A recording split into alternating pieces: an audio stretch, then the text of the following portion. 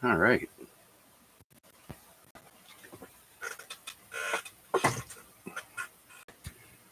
Attention, all stations. Good evening, everyone, and welcome. Bonsoir, tout le monde, et bienvenue. This is Victor Alpha 3 Charlie Juliet Zulu, opening the weekly amateur radio exchange group Simplex Net, also known as AREG for short, for Wednesday, August 14th, 2024. This is the longest running Simplex Net in the Hamilton area. This week is 1,613 times that AREG has been on the air consecutively. 4 weeks from tonight, it'll be the 31-year anniversary. 31 years equals 1,617 weeks. And so this net is on every Wednesday night, starting at 8 p.m. and ending around 10 p.m. local time here on 146.430 megahertz. My name is Chuck, and my station is located in East Hamilton. And since this is a simplex net, not everyone will be able to hear everyone else. So I also stream the net on YouTube, so people who tune in can hear stations that they cannot hear on their radio, hear how their audio sounds on the air, see their signal strength, as well as see my station layout. Just type my call into the YouTube search, again, VA3CJZ, and look for us live. But tonight we'll have the title AREG Week 1613. And so finally, we ask that you please leave a 1 second delay between transmissions to allow others to break in. And so may I now have check-ins for this evening's AREG? Victor Echo 3, Lima Bravo, India. Holy smokes. Larry.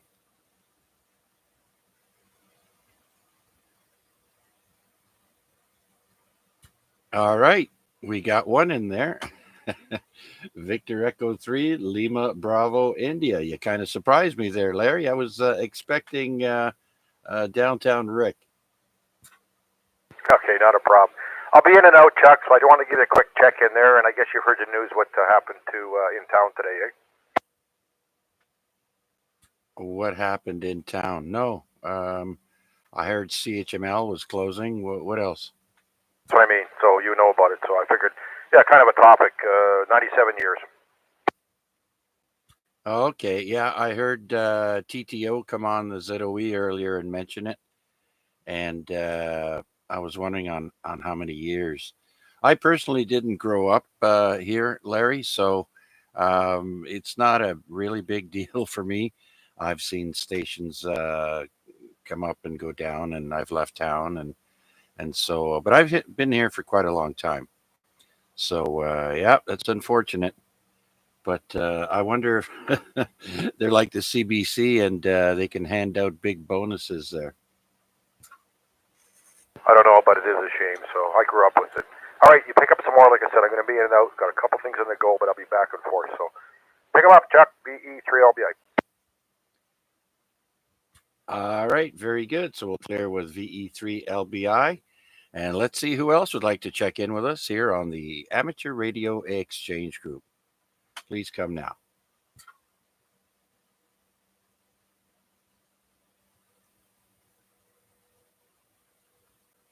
And White. All right, so we got a long distance check in from Leon, Mexico, from Victor Alpha 3 India Mike Whiskey. Mac, good evening and welcome.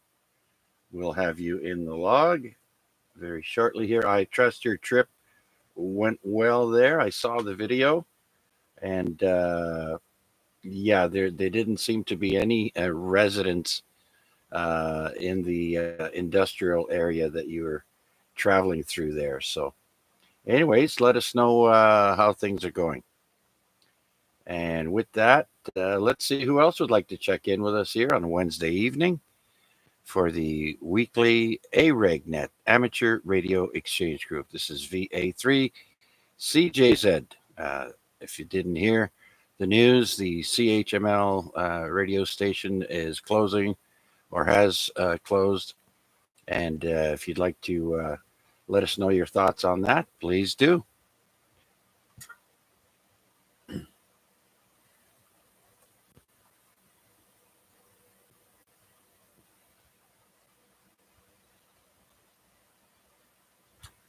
And yes, Mac, Larry did say up, Chuck.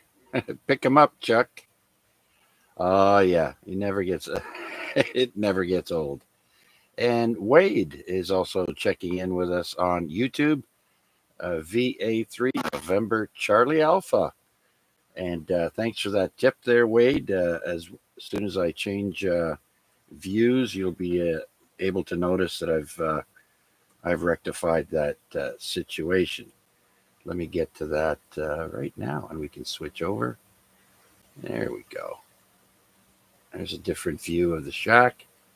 We've got 3, 9, 12 different views of my shack with all my cameras mixed and matched there. All right, who else wants to check in on the Weekly Amateur Radio Exchange Group? This is VA3CZ. Please come now. V3 TTO.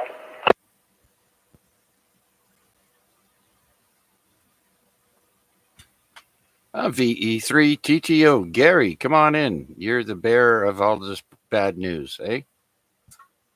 V3 TTO, good day, sir. Looks like we lost CHML. They're totally off the air. Our news channel is gone. So, as of today, or they just pulled the plug? What? As of today, 1 p.m. Oh, didn't pay their hydro bill. No, it's just AM stations are not very good profit on them. That's the problem. And that was Chorus Entertainment there. And take a look at all the stuff on it there when you get a chance. Yeah, okay, Gary. Like I said, I heard you mention it on the ZOE earlier today, but I haven't seen any news anywhere on it. I haven't really looked, but I'll check it out certainly after the net. Do you know if they mentioned it on the 6 o'clock news on CHCH? Yeah, they did. They mentioned it, and 97 years of being on the air. Yeah, geez, that's back to the Stone Age. Cars had just come out not too long before that.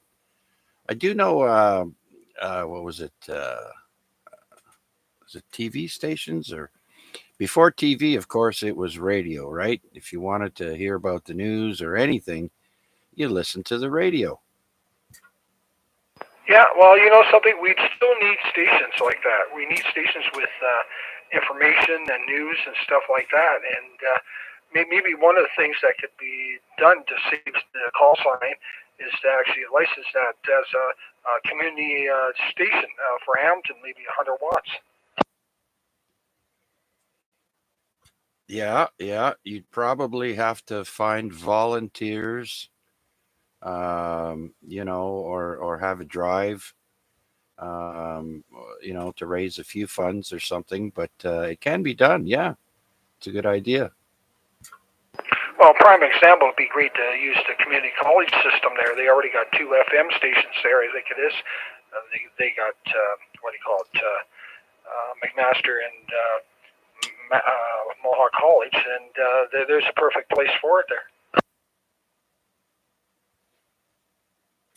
Yeah, absolutely.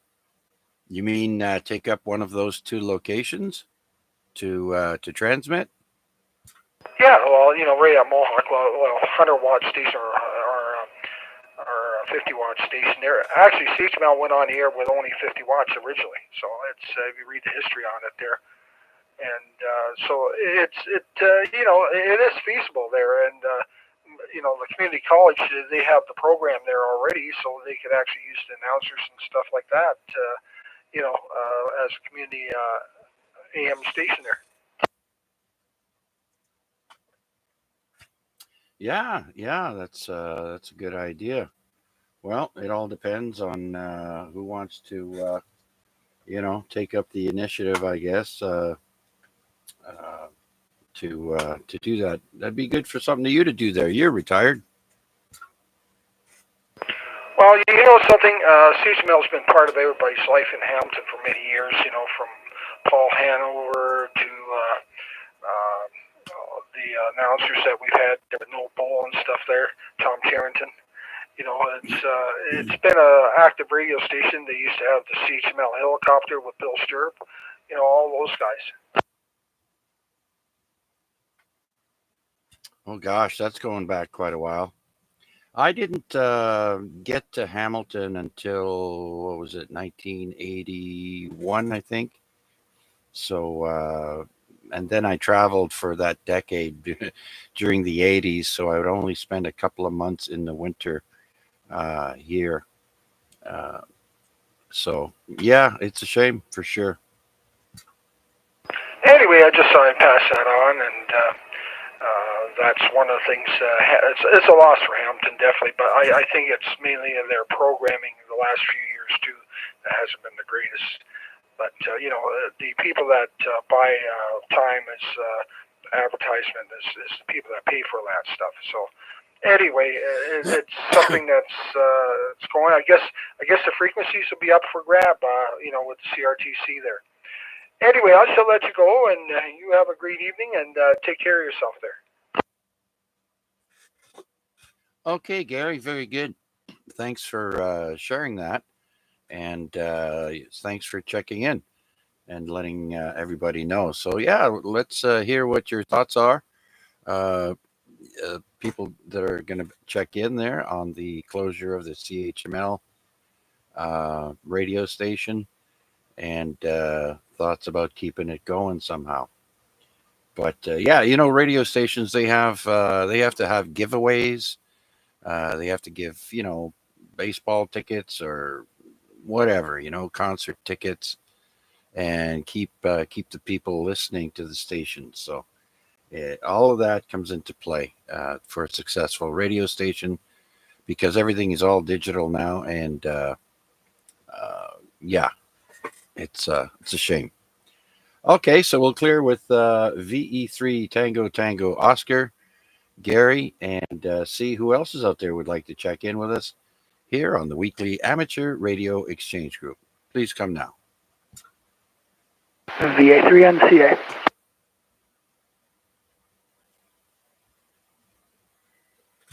All right, we'll take them one at a time. VA3NCA. Wade, come on in. VA3CJZ, VA3NCA. Good evening. Oops. We lost you. Where'd you go?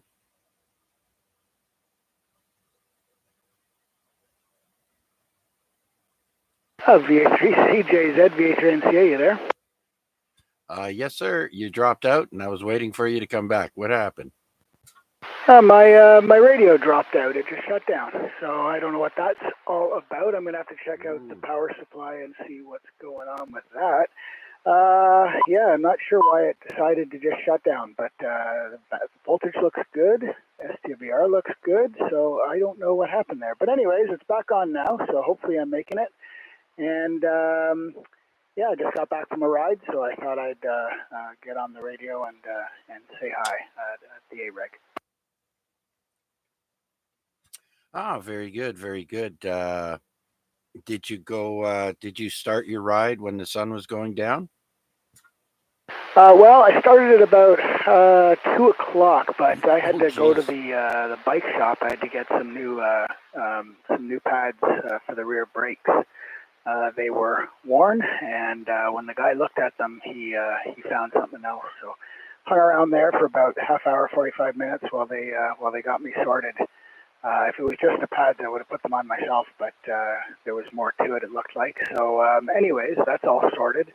And so I got out a little late in the afternoon, and I went around the Dundas driving park there for a bit, because you got to set the brakes in by getting up to some speed and then hard braking, and then do that a few times just to get them seated and matched to the discs. So I did that for a few laps, and then I went around the bay.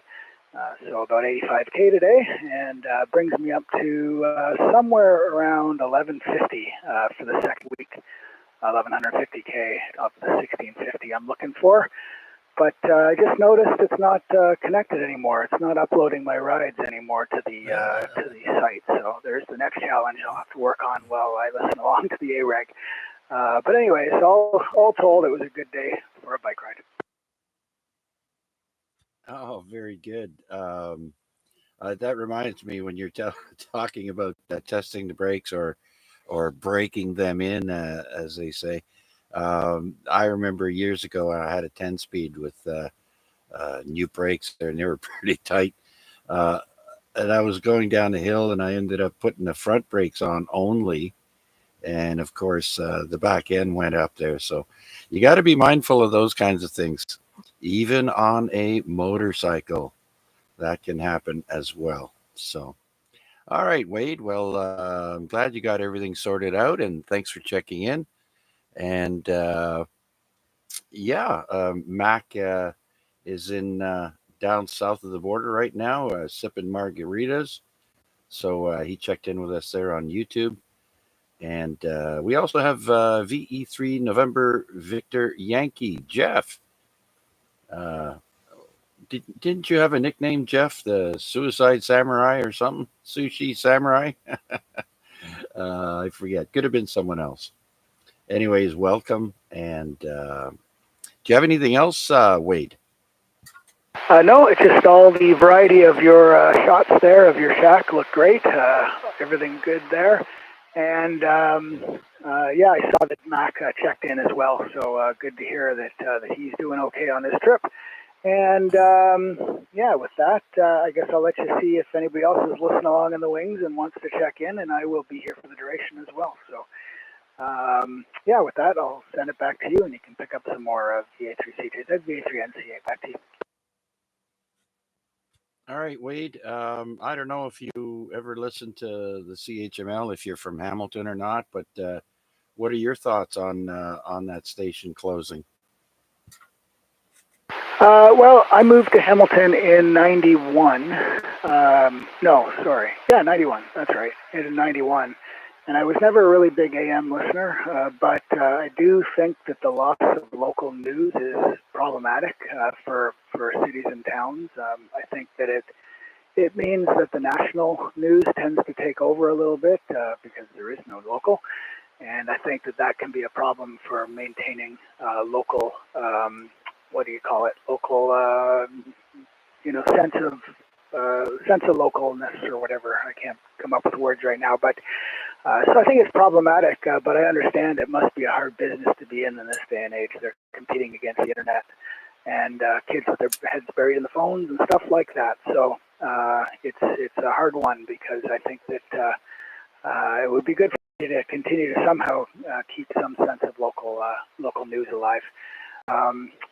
Yeah, it started with the newspapers, of course, and the local newspapers tend to be just conglomerates that sort of they serve multiple places instead of just the old school or the local. Yeah, I don't have any way to fix it. So, anyways, it's too bad. Back to you there, Chuck, the ATNCA. Yeah.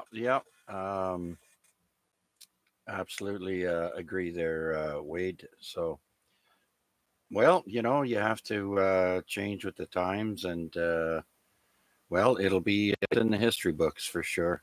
97 years, that's a long time. Okay, Wade, thank you very much. I'll let you go and check out what happened with your rig there, maybe getting shorted out at the back of your uh, power supply or something. I don't know. But we'll let you go do that. And thank you for your check in, Wade. Let's see who else is out there would like to check in with us here on the weekly Amateur Radio Exchange Group. This is VA3CJZ, and my name is Chuck.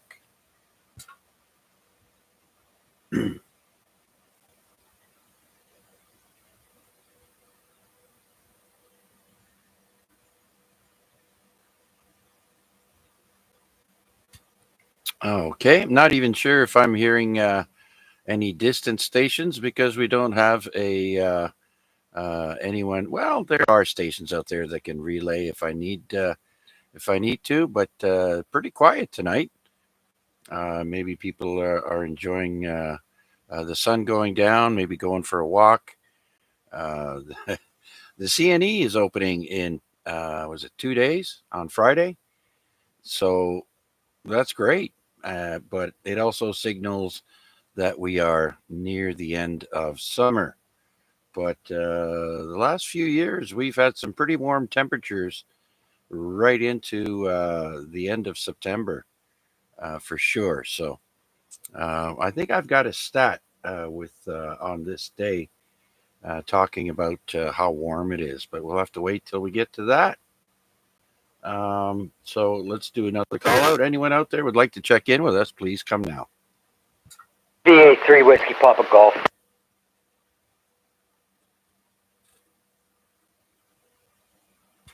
VA3 Whiskey Papa Golf. Chris, come on in.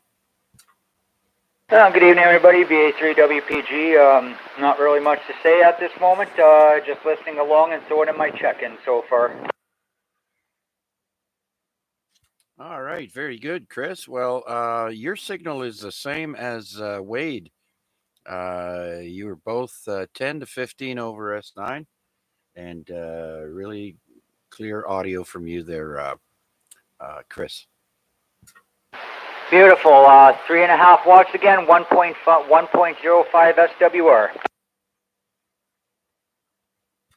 Yeah, very good. Yeah, doing a good job, and we're not that far away, so our antennas can probably, well, mine can probably see yours. It's a little higher, but yeah, very good. I think I heard you say you got an HF rig and you're getting that set up. Is that right? They got 2 of them. I've using the 765 again. Got some RFI problems that I didn't have in the old apartment, so I'm trying to sort those out right now. Yeah. You might want to try some of those clip-on filters there. Geez, what are they called? RF filters. Yeah, those little things that they open up, you put on and clip them back together. I got those all over the place. I had them solved in the old apartment, but they're not doing so good here, so I gotta figure something out. I know my HF antenna right now is running the length of the balcony, and the coax is out there for a long length to the other end of the balcony. I'm going to try moving the antenna over closer here and putting more coil in the coax and see if that does it. Okay. Yeah, there's all kinds of different ways that you can try and remedy that. I know personally, I have issues with 40 meters. It's noisy all the time. Um, and I think it's just the environment that I'm in. I'm close to Ottawa Street.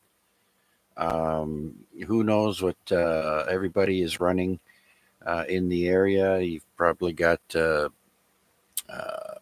you know, people with their pumps for their swimming pools, lights that come on, and who knows?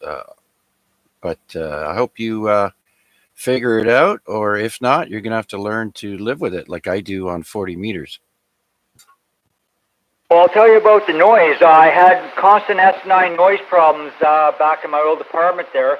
Well, I had my Bullfangs before I had the HF radio, so the HF radio came when the Bullfangs are there. Here in the new place, I did not have the walkie-talkies plugged in by the HF radios for the first little bit, and then I tried moving everything over to keep all my radios together, and as soon as I plugged in those Quansheng chargers, I got full S9 noise level, so I don't know whether the noise at the old place was other people's noise or whether that was the Bullfang chargers. As I say, those chargers were running before I got the HF radio, so I have my don't have the handhelds on charging, right? The chargers are unplugged, so HF is nice and quiet. But that was the source of my noise in the other apartment, was those chargers.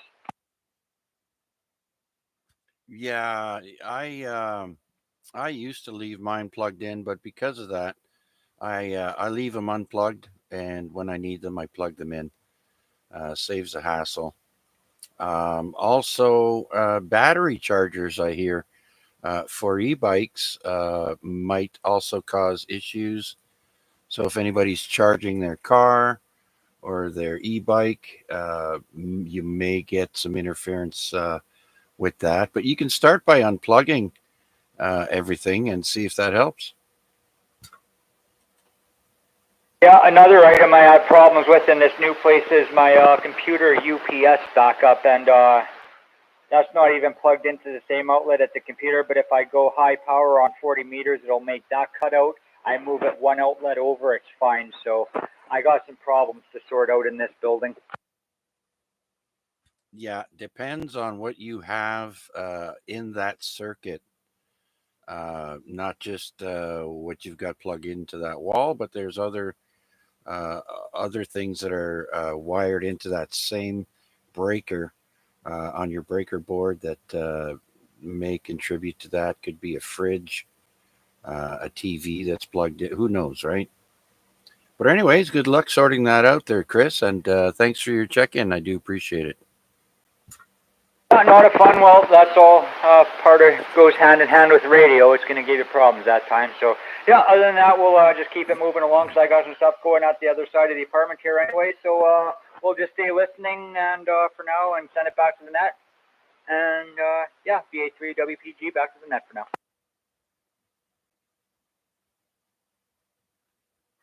Okay, very good, Chris. Thanks for checking in, and good luck with that.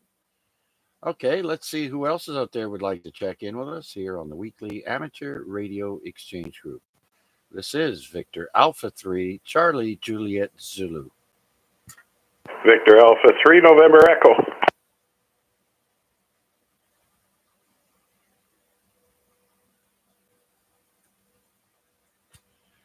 Victor Alpha 3, November Echo. Kevin, speaking of battery chargers, how's it going there, Mr. Solar? Yeah, not too bad, not too bad. I went to Woodward, the little museum there. I made 13 contacts. Band conditions weren't the greatest. 40 was really noisy. Rick BK was half of my contacts. I worked them on 2 meters, 70 centimeter, 6 meters, 10 meters. Was it 20 and 40? Something like that. Yeah, I worked him on a whole bunch of bands there. So he was half of my contacts. I couldn't make any CW ones. I listened. I heard people getting back to the other CW activators, but I couldn't hear them. A lot of them are in the park with just QRP, and that's all I had today was a 705. 10 watts with the Pac 12. But yeah, then every e-bike I ever had, when I'm charging it, all I get is a bunch of noise all over the HF bands there. But something lately around here is really noisy too, especially on 10 meters. I used to, 10 meters was the one that I get it the least on, especially with the e-bikes. But somebody's running something around here that really wipes my 10 meters out. Oh well, I don't really go on there a whole lot anyhow, except when the band's open. But yeah, Gordy just went by with a buggy full of bread. I filled up the new deep freezer. Nice Dempster's brown bread, hot dog buns, and hamburger buns. I told him if he has any left over to stop by and see you. So I don't know. You might get a surprise on the porch. Anyhow, back to you there, Chuck. VA3 CJZ, VA3 any. Yeah, very good, Kevin. I've also noticed lately the bands during the daytime sucked. But in the evening, geez, 8 p.m., 8 p.m. there, it clears right up. But yeah, it's just that's the part of the summer where it gets difficult or not too many people are on. But yeah, in the evening time, it seems to be the best for me, anyways. So yeah, very good then. Um, at least you activated it, right? And 13 contacts is perfect.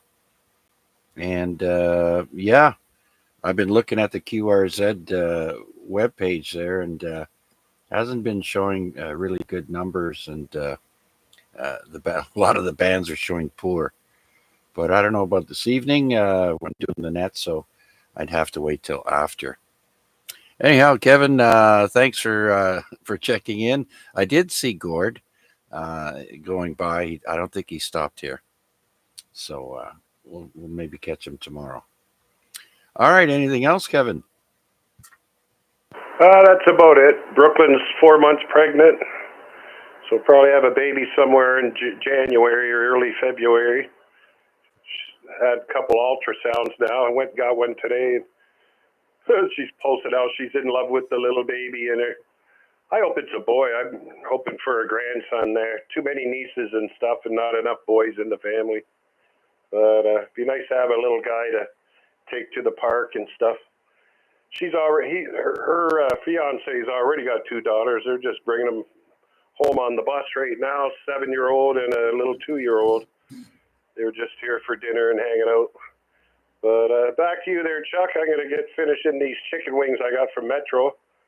The buffalo breaded buffalo wings, are they ever good? I didn't feel like cooking tonight. 7-3. Good evening to everyone listening. VA3NE, I'll be on the side here. Okay, Kevin. Thanks for checking in. Much appreciated. I guess you heard CHML is shut down, eh? Yeah, like everyone else, we all grew up with that. My dad listened to that all day long. One of his favorite radio stations, that and CKOC. Yeah, absolutely. The end of an era. It happens. Okay, Kevin, thanks again. Let's see who else is out there now would like to check in with us here on the weekly Amateur Radio Exchange Group, AREG. This is VA3CJZ.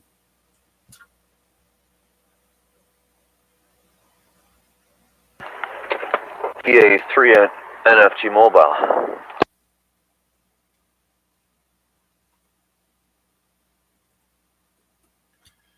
VA3 NFG Mobile. Steve, come on in. You sounded good.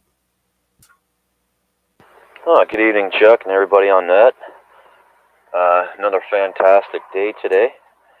The only thing that would be better than today would be a day that I go to work and I'd actually be scheduled.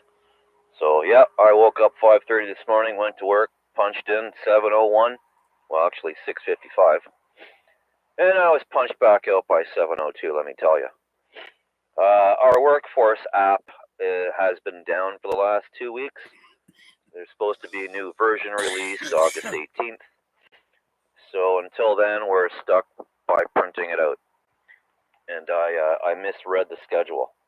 So anyway, I figured I may as well get an activation in. So I pulled into Mount Albion this morning at 7:20 at least. By 7:30, I guess I was there with a coffee and got an activation in there. It took me a while to get it, but as soon as I got 11, I was out of there. So I was home by 9:45, and that's my story. Back to you, Chuck, VA3 NFG Mobile. Yes, I did notice. Well, I didn't get up that early, but when I got up in the morning, 15 meters was outperforming everything else, but I couldn't hear anybody. It was just too noisy. So yeah, it used to be. I remember in the springtime, the mornings up until at least 11:30 was good on HF, and then as soon as noon would hit around, lunchtime, it would get a bit noisier and band would drop. So yeah, we just gotta go with the seasons and what the sun wants to do. Hey, did you catch those pictures that I put up on the Facebook AREG page? I posted some pictures that Arpad sent of the Aurora Borealis outside his Winnebago at night. Yeah, I did, Chuck, about 5 minutes after you posted them. Yeah, they are very amazing pictures. I've seen seen pictures of that and video of that, and maybe might have even seen a bit of that myself locally when it is happening, but nothing spectacular like that. I could imagine being there and actually witnessing something like that. Truly amazing, for sure.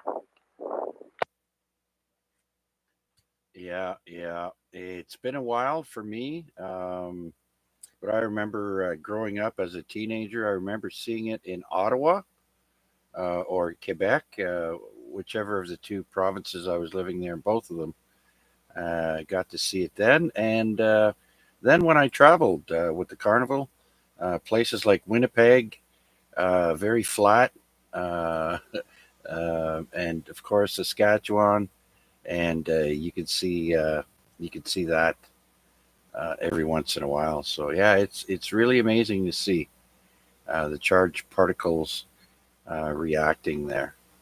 So okay, very good then. All right, Steve. Well, you're doing full scale over here, sounding good as always. That's too bad though. You've got all that light pollution being on top of the escarpment there. It'd be great to be able to see some northern lights around here, but I guess you got to go out in the country.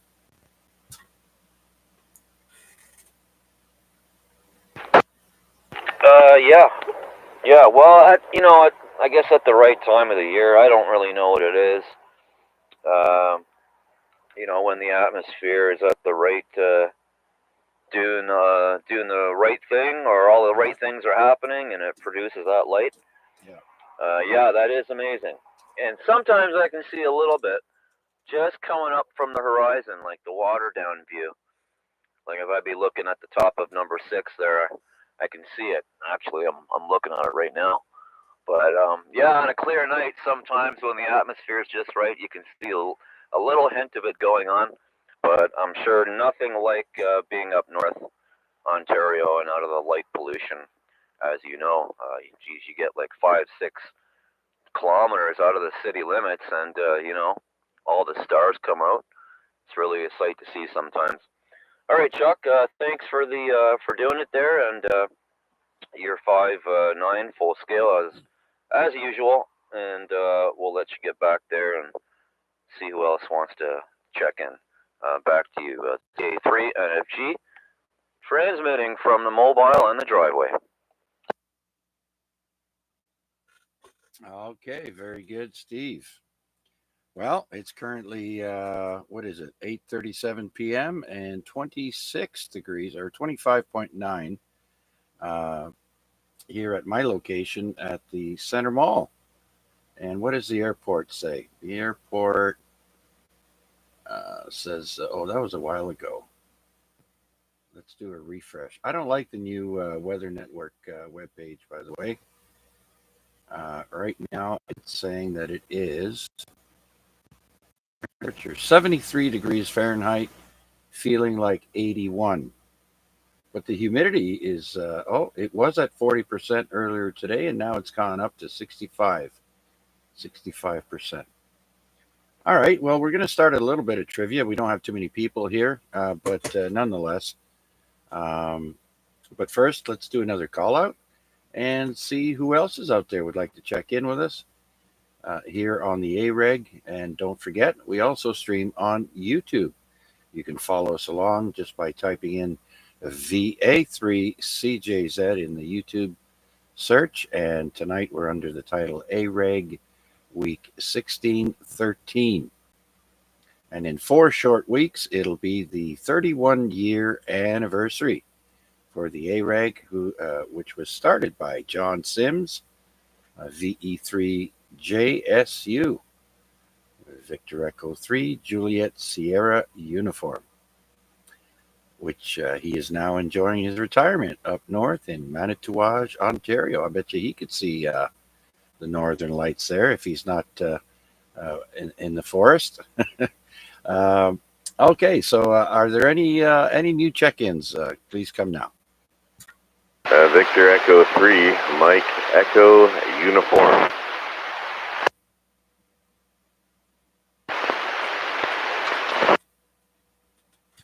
Okay, I copy Victor Echo 3, Mike Echo Uniform. Mike, come on in. Well, good evening to you. I was waiting for the repeater to unhang there, but lo and behold, we're Simplex, and here we are. I'm up in Greensville, actually, at the moment.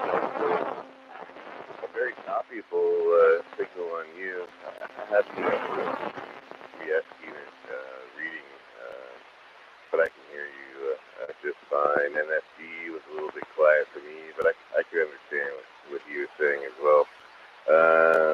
Thanks for doing the net check. Wow, 1,613. Was that the number? Yeah, that's the number for this week. And like I said, in 4 weeks, we'll be at 17 weeks, 1,617. And that equals 31 years. I had to ask my Amazon assistant there to do the math. And sure enough, yeah. And I've been doing it, this July. It's either 5 or 6 years I've been doing it. Yeah, I know. The time is just flying for me. The little one now is 12 and almost to my height, Chuck, which is blowing me away. But ever since I had the little one, time is just flying on by very quickly. I understand the bands haven't been so great, but I've been having a little bit of luck.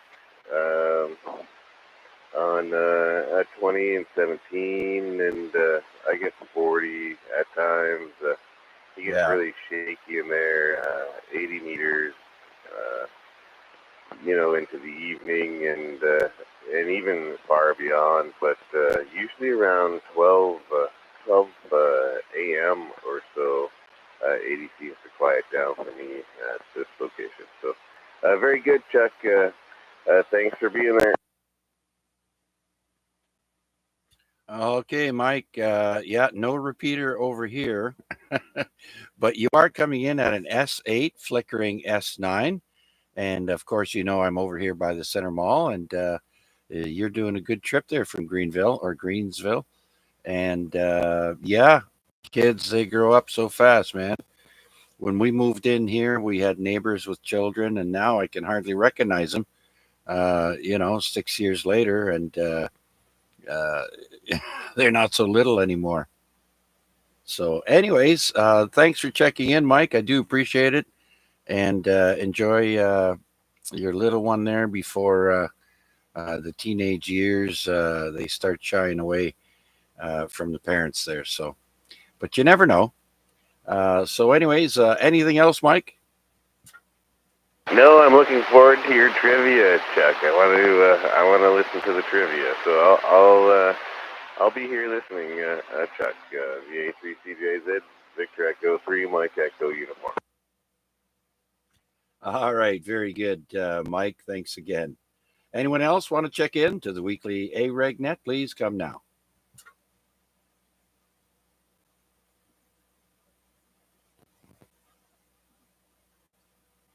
All right, where were we now? I already did.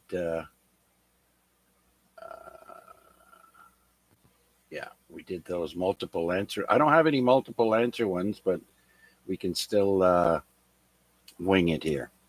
So first of all, we'll start the trivia for tonight officially. And my first one is known for polar bears that live there in the fall. What town on Hudson Bay in Manitoba is named after one of the UK's most famous prime ministers? Anyone? Churchill, Manitoba. Yes, sir. Bingo. Chris, WPG. You got it right, sir. Thank you. All right. Next, the Cadillac Fairview Corporation. I know a lot of you have heard that company. Cadillac Fairview Corporation is owned by the pension plan in Ontario. Of what profession? What profession? Anyone know?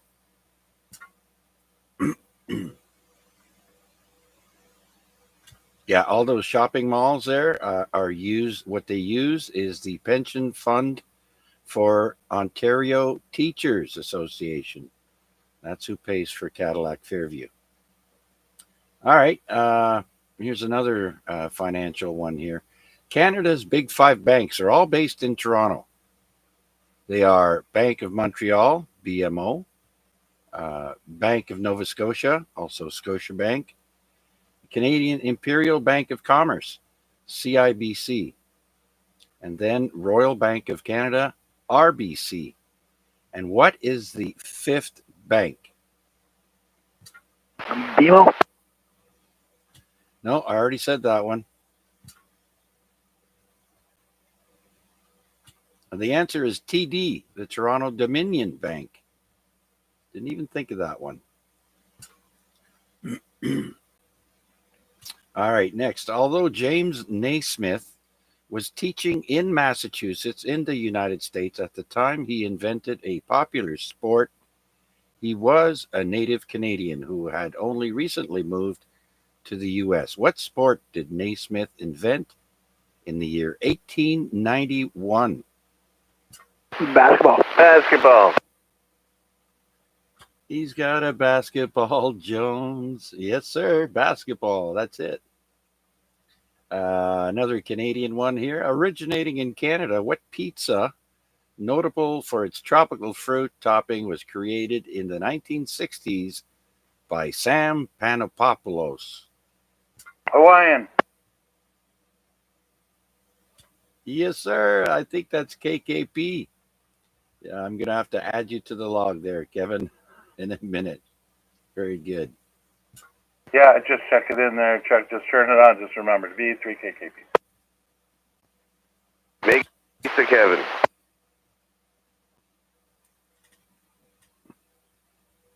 Yeah, pineapple and bacon for Kevin. VE3KKP. Got to officially put you in the log here. There we go. All right, I got another Canadian one here. Where'd it go? Right there. Called The Greatest Show on Earth by its promoters. What is the name of the huge annual rodeo held for 10 days every July in Alberta's most populous city? Stampede. The Calgary Stampede is the greatest show on earth. That's right. Who said that? V3MEU. Holy smokes there, Mike. You've got, you're like a ventriloquist there. Didn't even recognize you.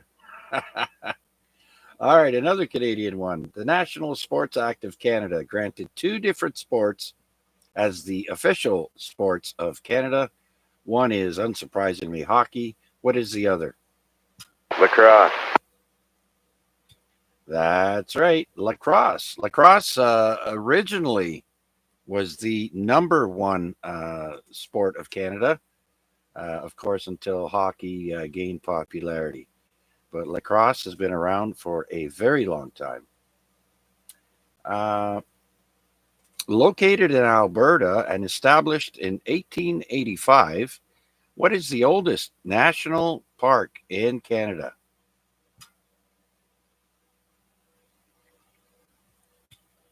Alberta, established in 1885. The oldest national park in Canada is Banff.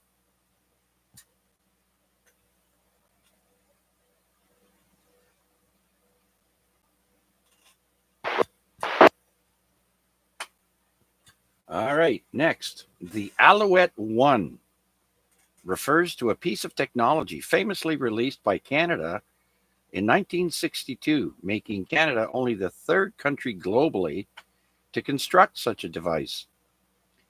1962. This historic technology was used to study the ionosphere, and while it was deactivated a decade later in 1972, it is expected to remain in existence for 1,000 years. What type of device was the Alouette 1? Satellite. All right, I heard Wade in there, and I think Mike. Was that you, Mike? Roger, yeah. What'd you say? Beer opener. The satellite is correct there, Wade, and Mike, I do believe. Okay, in the year 1683, the Catholic priest and explorer Louis Hennepin published a book titled A New Discovery, containing his descriptions of what landmark on the U.S.-Canada border. And that would be Niagara Falls, 1683, New Discovery. All right, what tough-sounding CFL team has its origins in the Regina Rugby Club, a team that was founded in 1910? The Saskatchewan Rough Riders. They're riding rough, all right.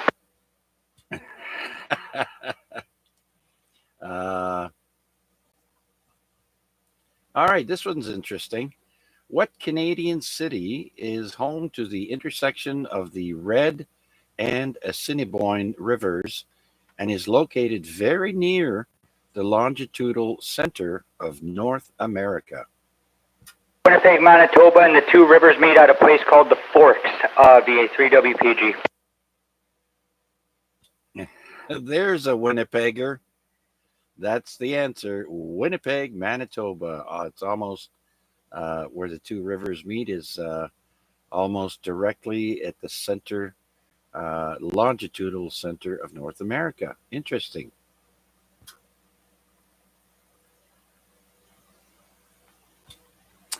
All right. You guys might know this one. A tongue-in-cheek whiskey war over possession of Hans Island, Hans, in which bottles of alcohol were left as claims of ownership to the island, was finally settled in 2022 between Denmark and what North American nation?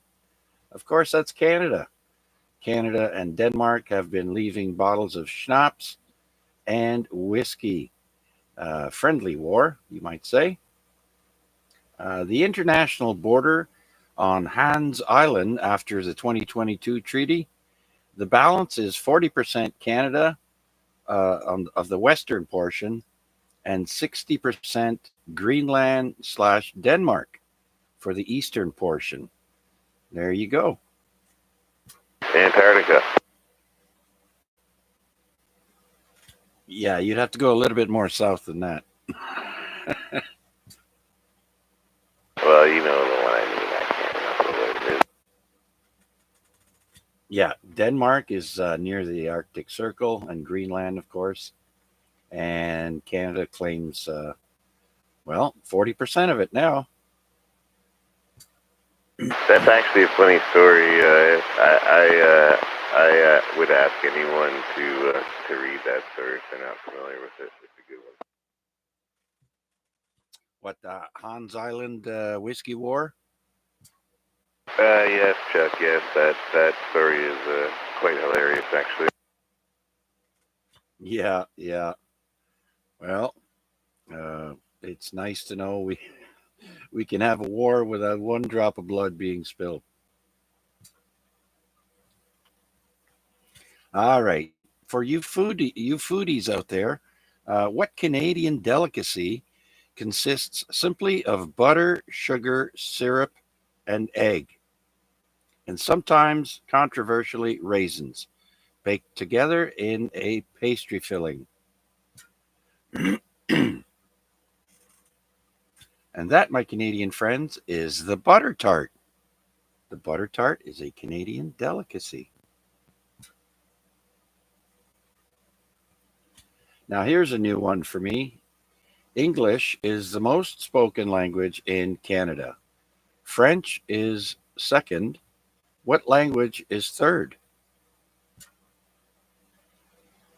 Italian. Arabic.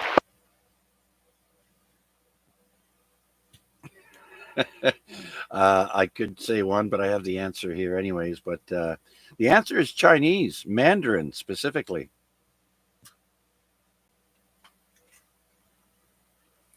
All right. Screech is an alcohol most closely associated with what Canadian island? Newfoundland. Newfoundland. is absolutely correct there, Mike.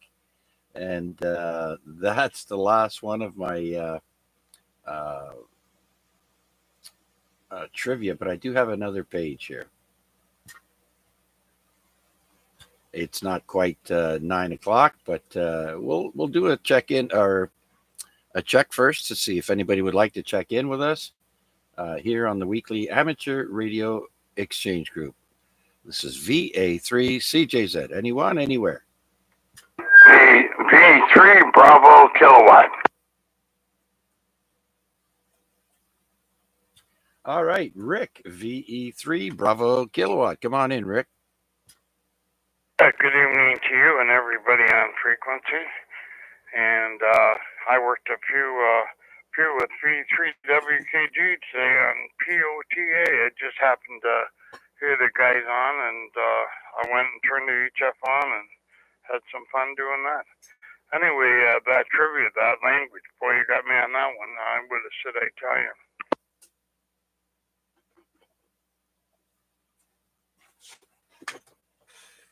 Yeah, I know.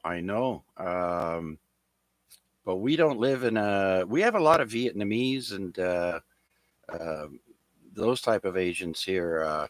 But mind you, if you look at the McMaster population, seem to have a lot of Asians now too. So they've got their own what do you call it? Their living facilities right downtown, and most 90-something% are all Asian.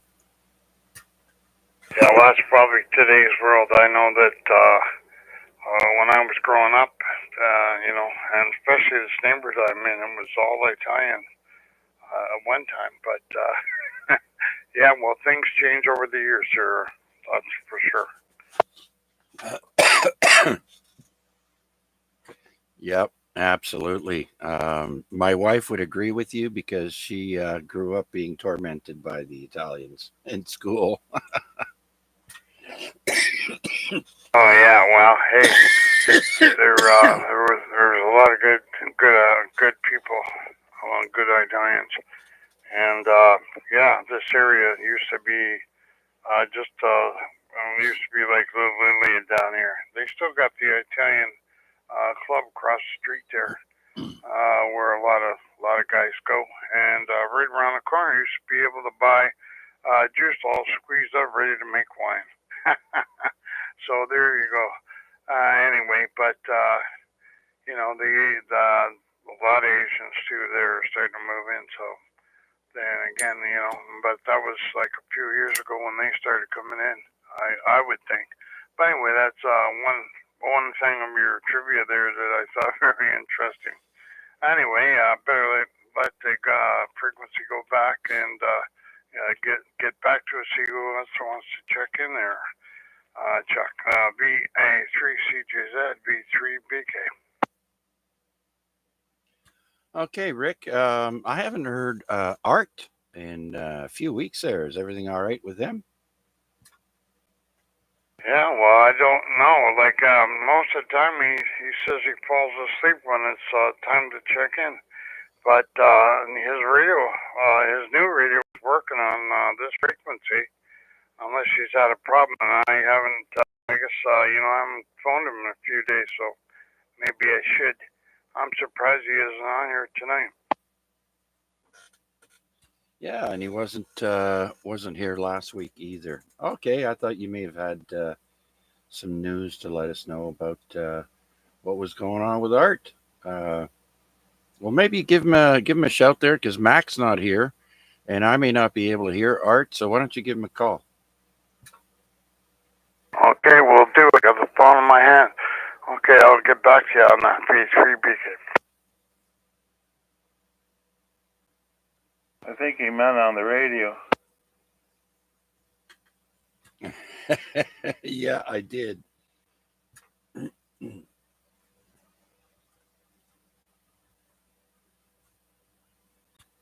All right, I see some of the answers that came up on the YouTube stream there in the chat.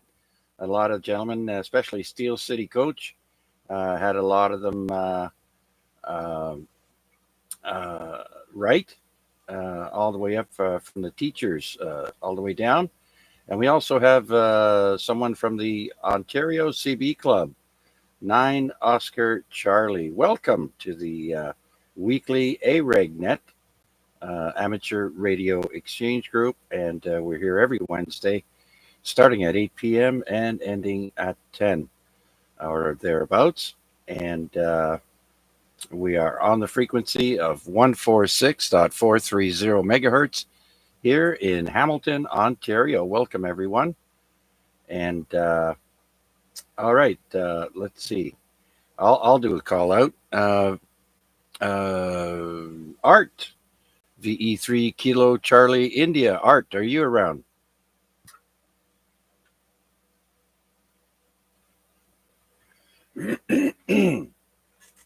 Okay, nothing heard. Do we have any other check-ins for this week's AREGNet? Please come now.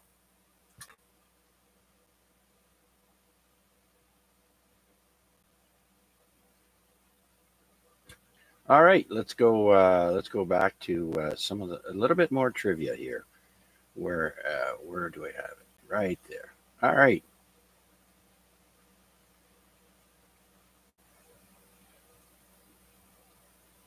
Here's an interesting one. What was the last currency to be used in the United States before the dollar? B3BK. Yeah, go ahead there, Rick. Yeah, I got a hold of him.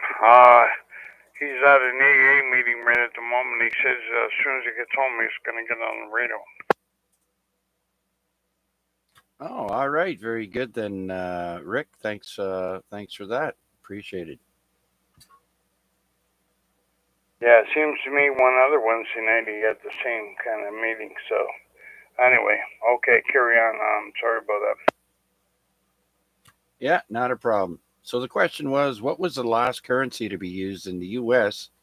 before the dollar? Now it's called continental currency. I do believe that's when they had these big notes, big pieces of paper, before they switched over to small dollars or smaller.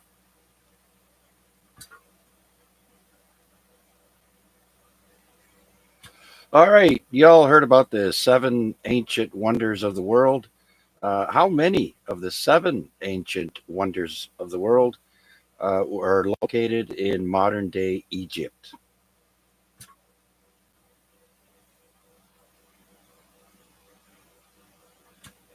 Well, there's 2 of them. And one I can guarantee is the pyramids or the Great Pyramid. And I'm not sure what the other one is, to be quite honest. I was going to say Andre the Giant. Yeah, well, we did have giants. We still do. But yeah, that's another thing that I'm fascinated with is ancient history. And there's proof that we've had giants, 19 feet tall, 17 feet tall, and even bigger. But anyways, my last question here before we go to On This Day is in Japanese history, what was a Ronin?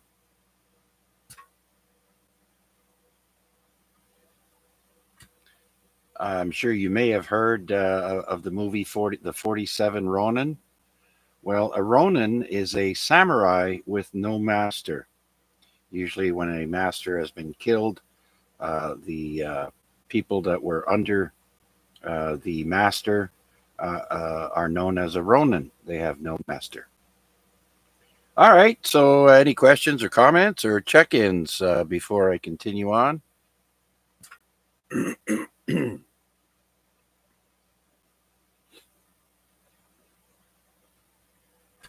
All right. So, now we're going to get to the On This Day portion of the net.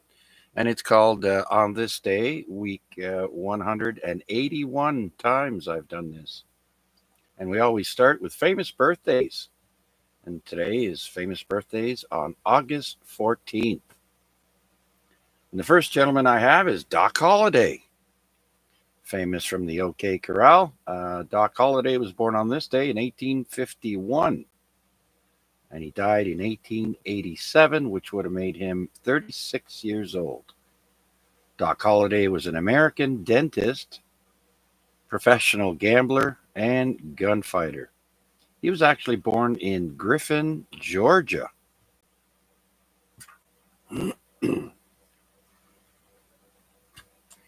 Next, born on this day in 1903, John Ringling North. Now that may ring a bell, Ringling. He was an American circus director with Ringling Brothers and Barnum and Bailey Circus from 1937 to 1943. He was born in Wisconsin and he died in 1985. So he would have been 82 years old.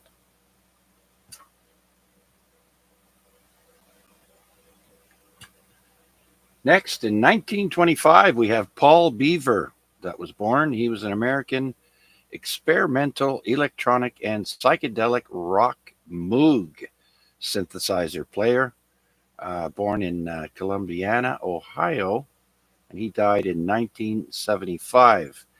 If you've ever heard the song Frankenstein from Edgar Winter, that's what he uses for most of the song. It's a Moog synthesizer or a variation of that. Who remembers the comic strip Asterix? The creator of that is Rene Goscinny, Goscinny. Born in 1926, passed away in 1977. He was a French cartoonist for Asterix, born in Paris, France.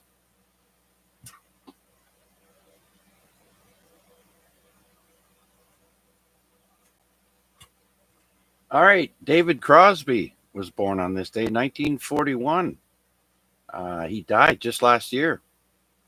He's an American rock singer, songwriter. The first band he was in was the Byrds. And then, of course, Crosby, Stills, and Nash.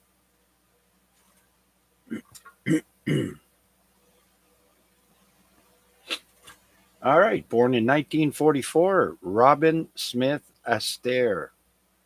Her real name was Medley Dawn Miller. She was an American jockey and wife of Fred Astaire, and born in San Francisco, California. Now, get this.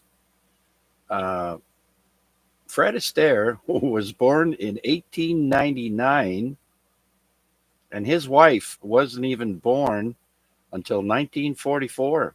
Do the math. He was quite old when he married her. It was 7 years before he died.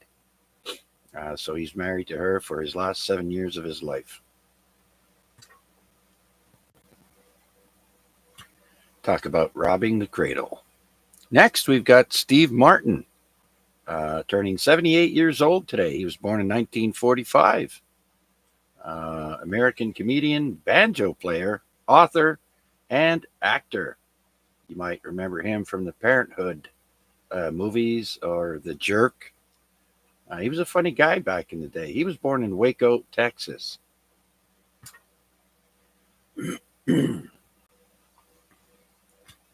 Danielle Steele, a famous author, is 76 years old today.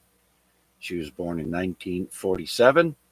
And I do remember, especially in the, I think, late 80s, 90s, her books were quite popular. She's born in New York City. And then we go to the year 1949. Bob Backlund was born. He's an American pro wrestler. He was with the WWF for many, many years, from the 70s all the way into the mid-90s. Born in Minnesota.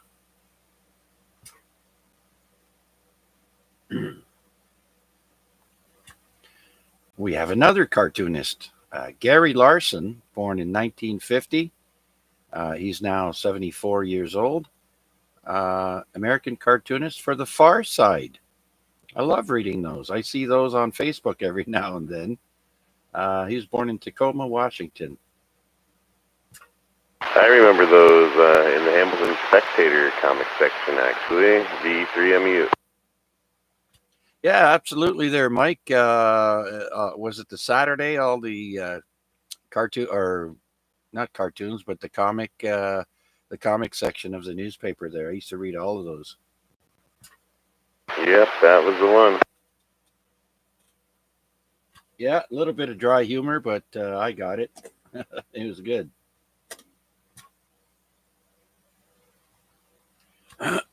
All right, so he's 73 years old, Gary Larson. Next, we got Rusty Wallace, born in 1956. Rusty Wallace is an American auto racer with NASCAR and also a broadcaster on ESPN and ABC. He was born in Missouri.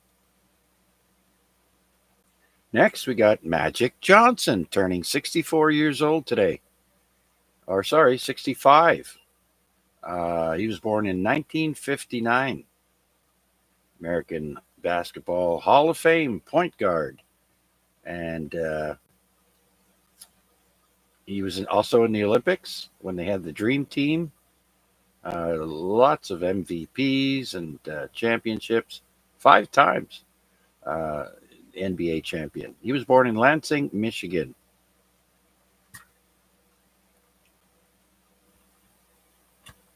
All right, who remembers the Brady Bunch?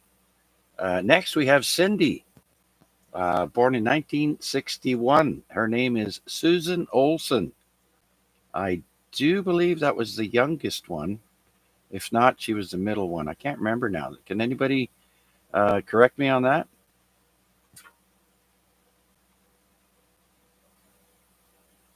Yeah, I don't blame you. That was a long time ago.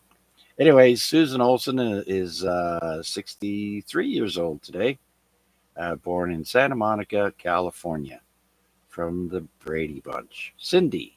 All right. Haley Berry is 57 years old today, born in, or no, 58. Sorry. It's because I did this yesterday. She was born in 1966, so yeah, she would be 58 today. And of course, Halle Berry is an American actress. She was on the X-Men, The Last Stand. She was in Monsters Ball and many, many movies. Very pretty young woman. Born in Cleveland, Ohio. Next, we've got Jackie from that 70s show, Mila Kunis, born on this day, 1983. Mila Kunis is an Ukrainian American actress. She was in Friends with Benefits, that 70s show, and a bunch of other movies. And she was born in Ukraine, which was the Soviet Union at that time, in 1983. So that's it for famous birthdays on this day. Do we have any questions, comments, or anyone who would like to check in with our weekly net? Please come now. Victor Alpha 3, Charlie Delta Victor.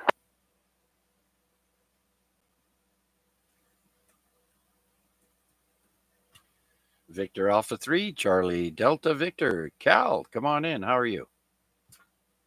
I'm okay, Chuck. How are you doing? Good, good, good. It's doing good. We're getting close to the 31-year anniversary for the AREG. Kind of stoked about that. And yeah, what's new with you?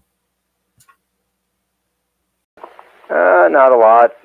Just same old, more or less. All right. Well, thanks for joining us tonight. Spending a little bit of time with us to get over Hump Day. And yeah, if there's not much else on the radio, there's always the AREG. Very true.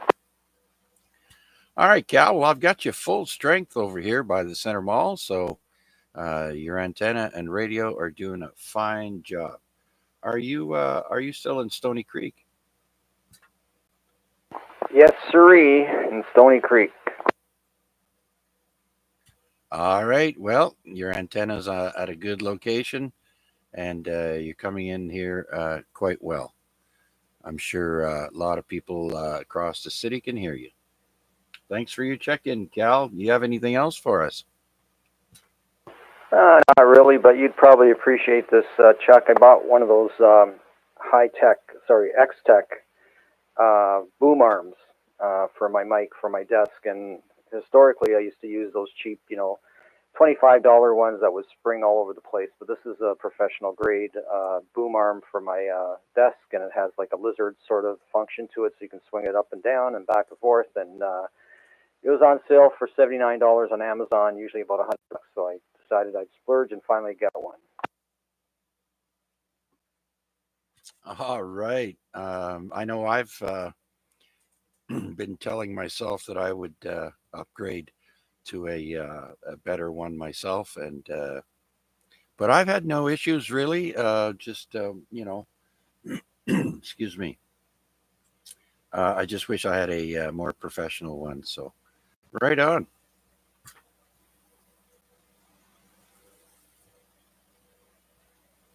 Okay, Cal. Well, thanks for sharing that with us, and thank you for your check-in, sir. Tonight, along with our YouTube check-ins, you are number 13, lucky number 13 there, Cal. Excellent. Got about a lotto ticket, maybe. There you go. All right. So, yes, sir. That's why that gentleman can't hear on the radio, because we are in Hamilton. That's why we've got the YouTube stream. All right. Very good then. So, anyone else wishing to check into our weekly net, please come now. This is VA3CJZ.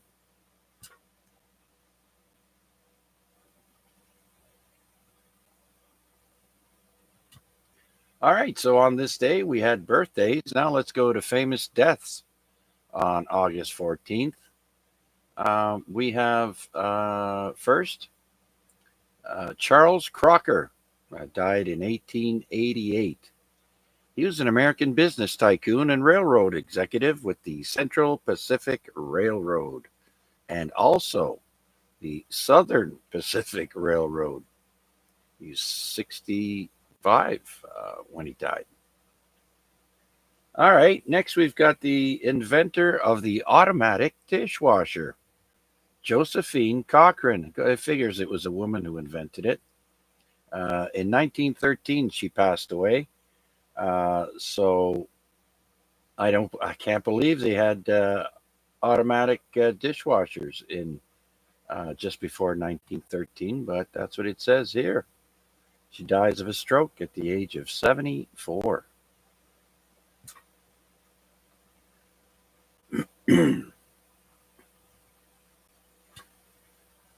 All right. William Randolph Hearst passed away on this day in 1951. He was an American newspaper publisher, specifically the San Francisco Examiner and the Seattle PI. He was 88. William Randolph Hearst Sr. was an American newspaper publisher and politician who developed the nation's largest newspaper chain and media company, Hearst Communications. His flamboyant methods of yellow journalism influenced the nation's popular media by emphasizing sensationalism and human interest stories. Read all about it.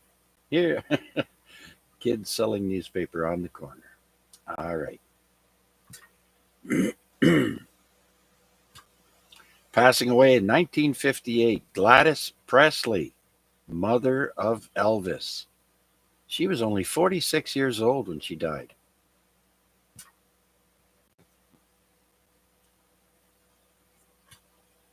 Dorothy Stratton died on this day in 1980. Her real last name is Hoog Stratton. She's Dutch. She was a Canadian Playboy playmate, specifically August of 1979. If you want to look her up, she was also a model and actress. She was in a movie called Galaxina. She was murdered by her estranged husband and manager, Paul Snyder. She was only 20 years old.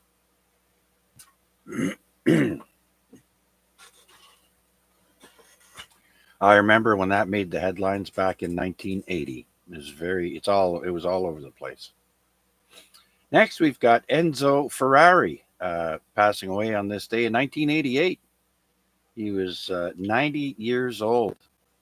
Enzo was an Italian racing car driver and founder of the Scuderia Ferrari Grand Prix motor racing team and sports car manufacturer Ferrari. So he's the maker of the original Ferrari car. And like I said, he was 90 years old. P3VK. Yes, sir. Go ahead, Rick. Yeah, my wife's got something to say here. She thinks your net there is pretty interesting. All right. Well, put her on. Put away. It's Pat. I just wanted to say that I'm a SWL, and I think your net's really interesting. You tell all kinds of things that are interesting. So have a good evening, dear, and I'll give you back to Rick. Okay, Pat. Well, thank you so much for that compliment. I do try and keep it interesting because I know how boring it can be to listen through a net. And well, thank you. I do appreciate it. Yes, so I made sure she said that for you, Chuck, because she likes listening as well. So anyway, but I couldn't get her to get her ham license. She used to talk on the CB when I was on it a long time ago. But anyway, there's a comment of one of your listeners, V3VK. All right, Rick. I can feel my head swelling already. It's nice to get a compliment once in a while. And so with that, we'll go back to our list here. And I got one last entry of famous people passing away on this day. Who remembers Welcome Back, Kotter? Well, passing away in 2012 was Ron Palillo. He was Arnold Horshack on the TV show Welcome Back, Kotter. And Horshack died from a heart attack, and he was 63 years old back in 2012. So that's it for famous people passing away on this day. And do we have any comments or questions or check-ins for this week's AREG Net? This is VA3CJZ. Go ahead. All right, very good then. So let's go to events in history.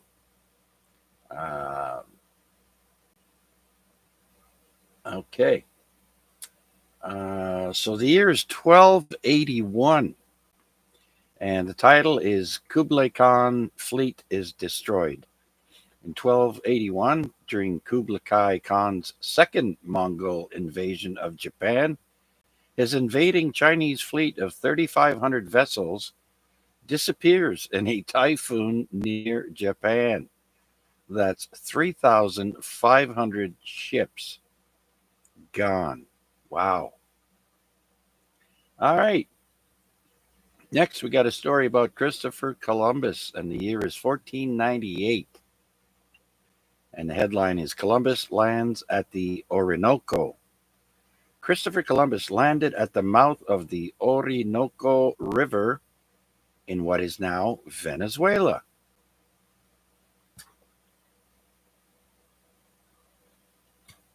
Next, we have Elizabeth I turns down the Netherlands. In 1585, Queen Elizabeth I of England refuses sovereignty of the Netherlands. Interesting.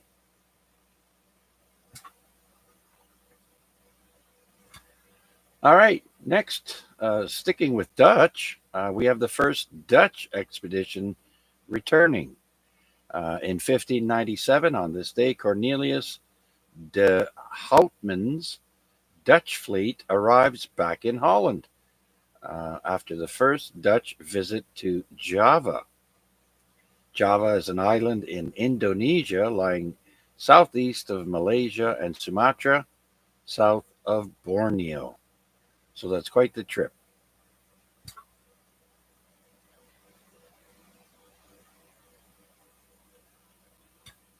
Next, we've got the gentleman who is responsible for naming New Zealand and Tasmania.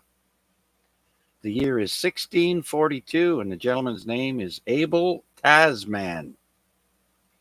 Abel Tasman's ships, the Heemskerk and the Zeehan, depart out from Batavia to search for Terra Australis, which is, of course, the Latin word for Australia.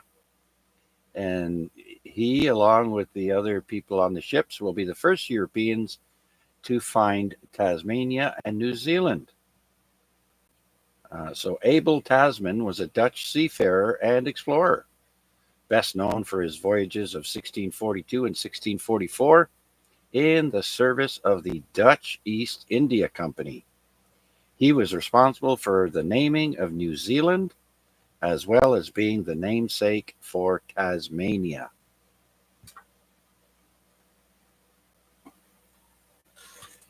Next, the year is 1782, and Suriname, that's a country in Africa, forbids selling slave mothers without their babies. That's all I'm going to say on that.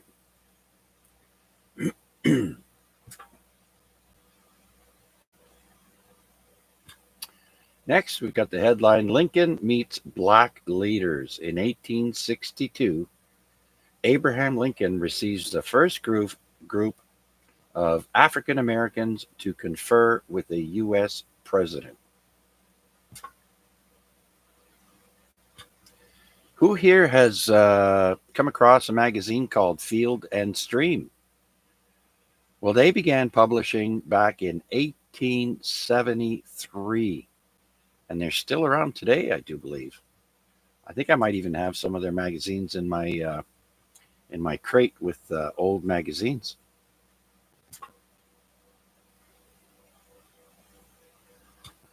All right, this next one is about France.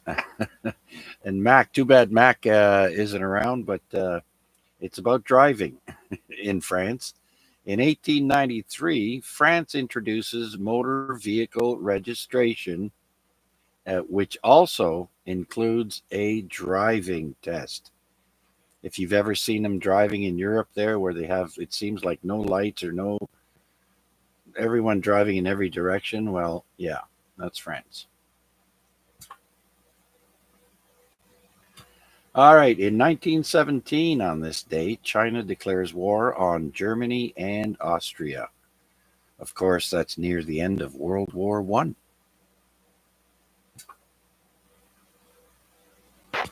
For you, Chuck. Go ahead. On August 14th, 1901, the first claimed powered flight by Gustav Whitehead in his number 21 aircraft. Oh, is that right? Repeat that again for me, would you, Mike? On August 14th, 1901, the first claimed powered flight was by Gustav Whitehead in his number 21 aircraft. All right. Well, yeah, that would mean that he would get off the ground.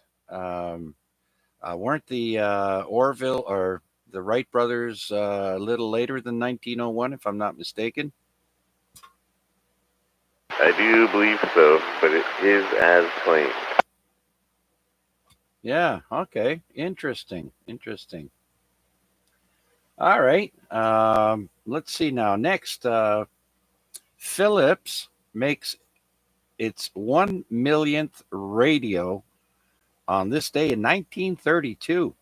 I grew up with Philips radios, RCA, Magnavox, but we had Philips equipment for sure. Good radios. 1 millionth radio back in 1932. All right, let's go to 1936, and we have a person named Rainey. That's spelled Rainey. Rainey Bethia is hanged in Owensboro, Kentucky, in the last public execution in the United States on this day, 1936. Public execution, where people used to gather around and have a picnic. Okay, 1 year later, in 1937, the Appalachian Trail is formally completed, traversing 2,000 miles and 14 states. And it goes from Georgia to the state of Maine.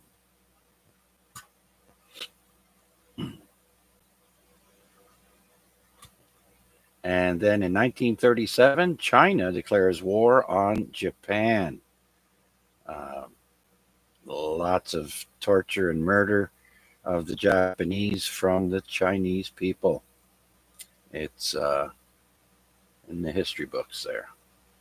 All right, next we have the Potsdam Declaration. On this day, 1945, Japan's government notifies the Allies that it has accepted the Potsdam Declaration. Tomorrow, actually, is VJ Day. 1945, the Empire of Japan surrenders unconditionally to the Allies, ending World War II on August 15th in Japan and other countries depending on the time zone.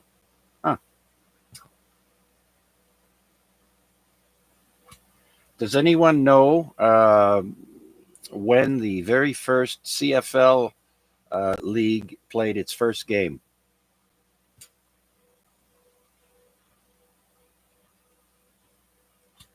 All right. Well, in 1958, the Canadian Football League plays its first game, and it was Winnipeg over Edmonton.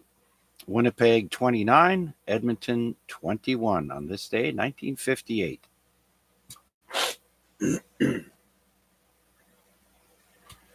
Okay, and next we have the X-15 space plane. In 1962, NASA civilian test pilot Joseph A. Walker takes his experimental space plane X-15 up to 60,000 meters. And that's roughly 180 something thousand or feet. Yeah, it's pretty high, 60,000 meters.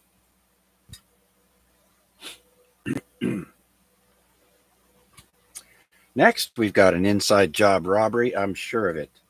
In 1962, a U.S. mail truck in Plymouth, Massachusetts is robbed of more than $1.5 million. This is a mail truck now, not a Brinks. A U.S. mail truck. Back in 1962, $1.5 million. That's a lot of cash for back in 62.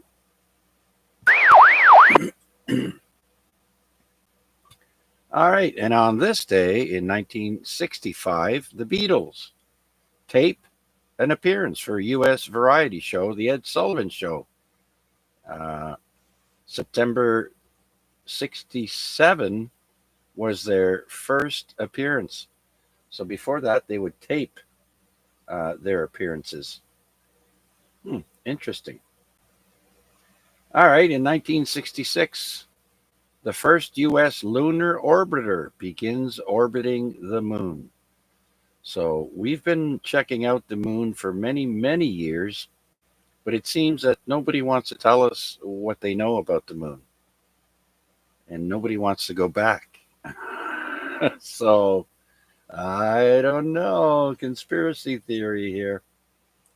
All right. In 1967, pirate radio station Wonderful Radio London closes down.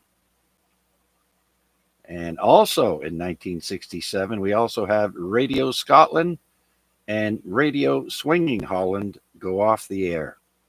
I'm assuming these are all pirate radio stations.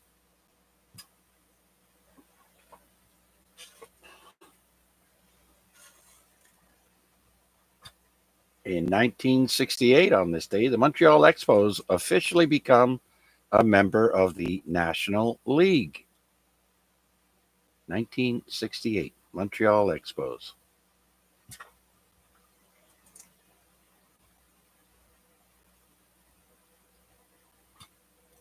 And then in 1970, Stephen Stills is arrested for drug possession. Crosby, Stills, and Nash. 1970. Next, we go to the year 1973, and we've got John Sims' favorite quarterback, Johnny Unitas, in 1973, files for a $725,000 lawsuit against the Baltimore Colts.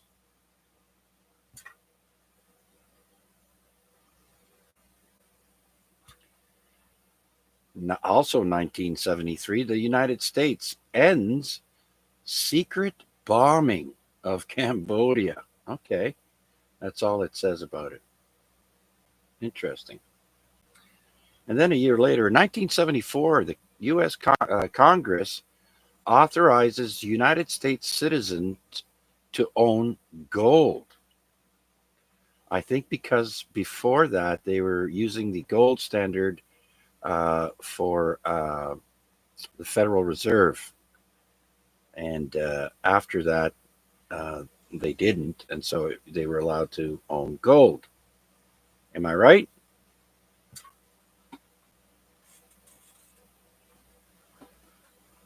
All right. Who remembers the IRA and all the bombings and whatnot in Ireland? Well, in 1976, on this day, 10,000 Northern Ireland women demonstrate for peace in Belfast. I guess they were tired of having their husbands and sons blown up, so they marched. All right, here's an interesting story. In 1979, on this day, a rainbow is seen in northern Wales for a 3-hour duration. So I don't know how long longest rainbow is in North America, but 3 hours back in 1979. Interesting.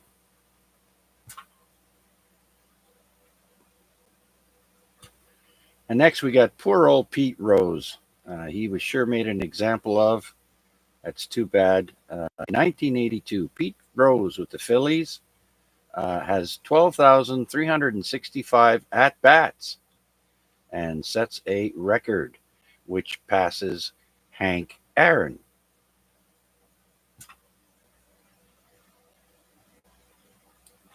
All right, we're getting there. In 1983, the Ramones guitarist Johnny Ramone suffers a fractured skull from a kick to the head in a fight about a woman in Queens, New York, and he undergoes brain surgery. Wow. 1984, IBM releases PC-DOS version 3.0. That's on this day, 1984.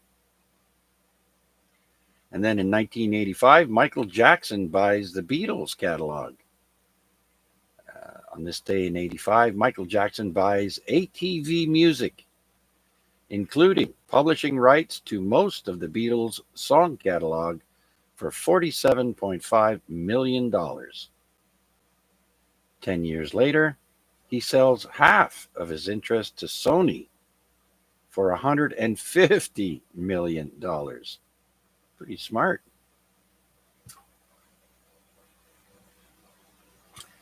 All right, on this day in 1993, it was Reggie Jackson Day.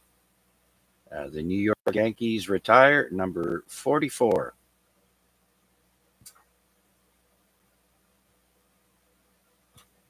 One year later, 1994, the space telescope Hubble photographs Uranus with rings.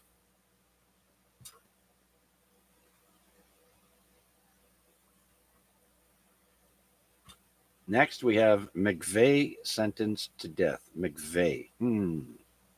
In 1997, convicted Oklahoma City bomber Timothy McVeigh, formally sentenced to death by the Oklahoma Court of Appeals. He bombed the federal building in Oklahoma City on April 19th, 1995, 2 years prior, and it was the deadliest act of homegrown terrorism in U.S. history.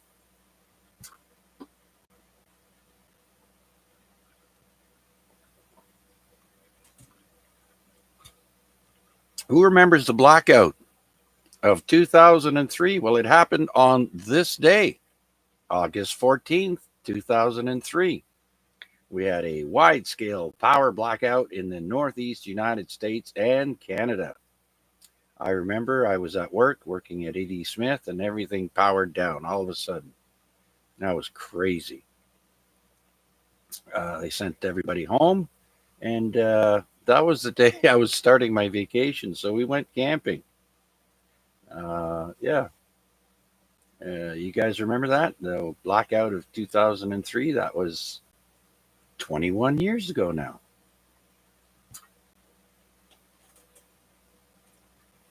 All right, 2015, the year is, and we have the most extensive face transplant surgery ever performed on a gentleman named Patrick Hardison by a Dr. Eduardo Rodriguez at New York University Medical Center. 2016, Jamaican sprint star Usain Bolt wins the coveted 100-meter Olympic gold medal in 9.81 seconds at Rio Olympics, Rio de Janeiro.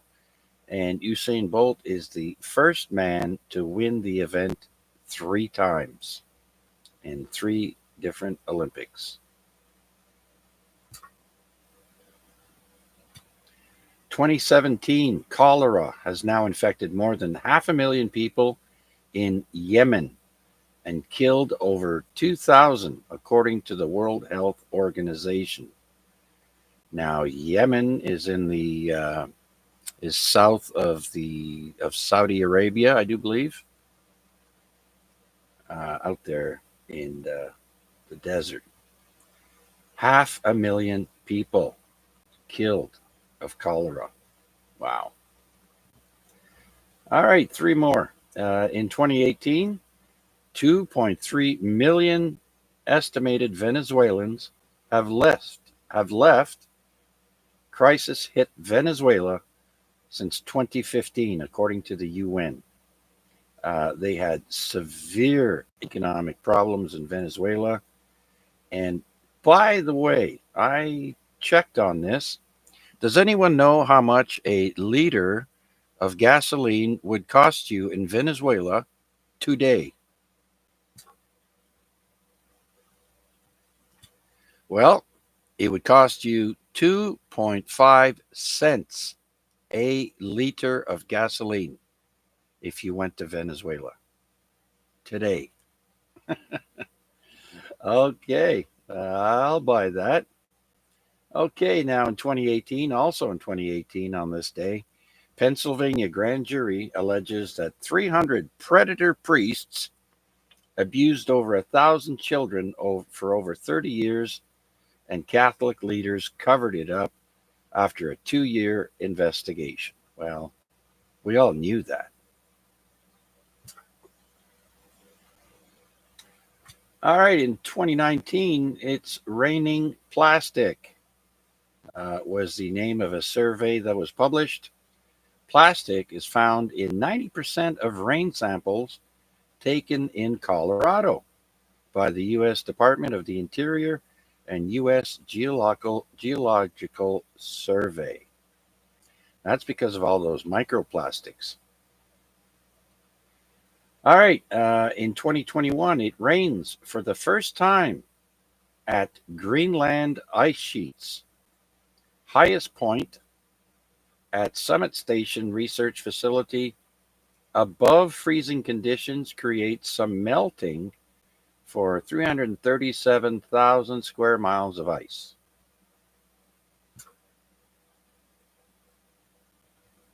All right, 2 more.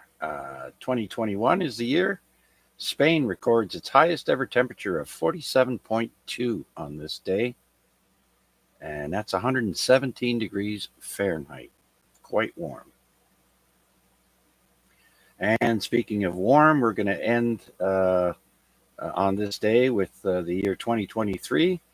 And it states here that July 2023 was the warmest month in 174 years by a long shot, according to NASA and the National Oceanic and Atmospheric Administration. 2.02 degrees Fahrenheit above the 20th century average. So 2 degrees, very high. Well, that's it for On This Day in History. I hope you all enjoyed it as much as I did researching it for you and telling you all here on the net. Do we have any questions or comments or check-ins for this week's AREG Net? Please come now.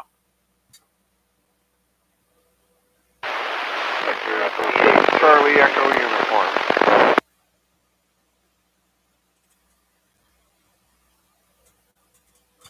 All right, I heard Victor Echo 3, Charlie Echo Uniform. Was there anyone else? A VA.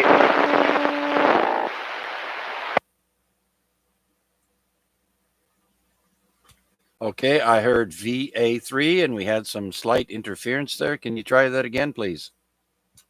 VA3 NFC, Chuck. All right, you're competing with another person who would like to play with his handheld there, Steve. So I got you in there. Just stand by one. VE3, Charlie Echo Uniform. Tomash, come on in. How are you? VA3 CJ good, VE3 CU. Good evening, Chuck and everybody else on the net. Yeah, there's a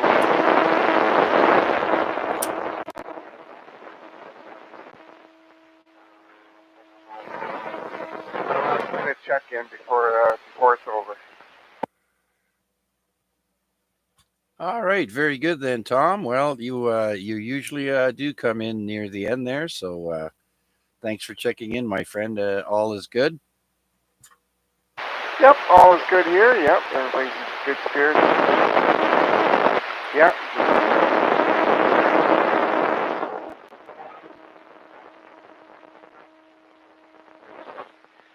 Nothing else new at this end there, Chuck.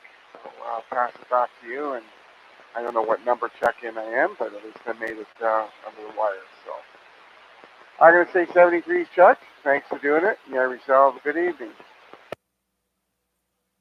Okay, Tom, you as well. Thanks for your check-in. You're coming in at an S7 tonight over here by the Center Mall, and so good job. And you are check-in number 14. And Steve, coming up next, is number 15. Victor Alpha 3, November Foxtrot Golf. Yeah, Chuck, just a comment about Venezuela and the cheap gas. I was there in 1988 in Venezuela, and we pulled up to a gas station there, and gas was free. There wasn't even a charge for it. So I thought that was crazy. I ended up giving them whatever coinage I had in my pocket anyway, because the money there is worth not worth a lot of money in Canadian dollars or American dollars for that matter. But yeah, I was really blown away when there was no charge for gas. I couldn't believe it. 1988 in Venezuela. That's all I got there, Chuck. Back to you, Great Net. VA3 NFG. All right, Steve. No cost for gas in 1988. That's crazy. And you're right. The economics in Venezuela has been horrible for many years. That's what happens when there's corruption throughout the country in all parts of the government. It's no wonder. But yeah, so they went from free to 2.5 cents a liter now, Steve. Yeah, that's absolutely crazy there, eh? A 60-liter tank. What? That's gonna cost you a $1.20 in today's money? Wow, that'd be real cheap. Our Pat ought to get down there and get his RV over there. He'd be able to travel up. He'd be able to travel the circumference of South America for probably $20. Yeah, well, South America has more countries than just Venezuela, but he could sure drive around the entirety of Venezuela for pretty cheap, that's for sure. Um, but yeah, it's terrible there. And I mean, well, you remember Bob VE3XKV? He's actually one of the original people that's been checking in to the AREG net there since John started it, and he has a sister, I think, living in Venezuela, and he went down there one time, and man, every like bank, government building, all has people with machine guns standing outside. So it's basically martial law in that country.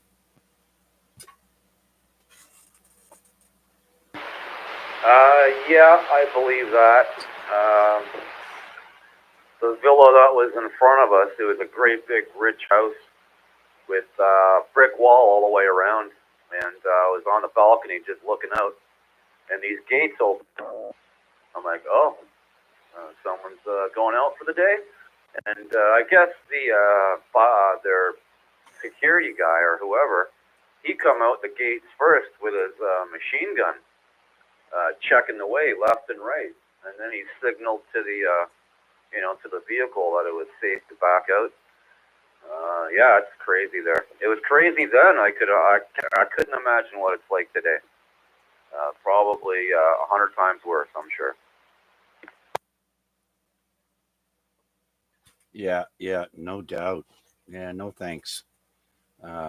Same thing with Mexico. I wouldn't want to go there. All right.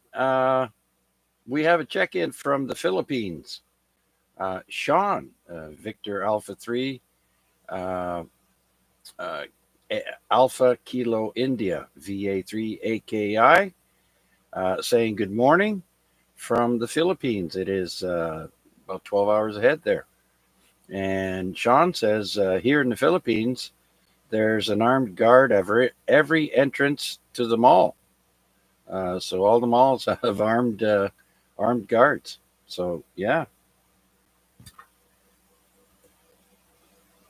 Well, good morning, Sean. Thanks for checking in, sir. I do appreciate it. And Mac is saying 7-3 to all. He's flying out at 5 a.m. tomorrow, and can't wait to hear about his travels when he gets here. Quite the quick trip.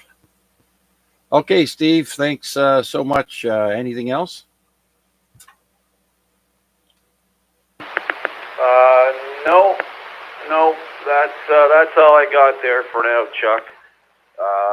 The other comment earlier about Horseshack, that was my quick comment there.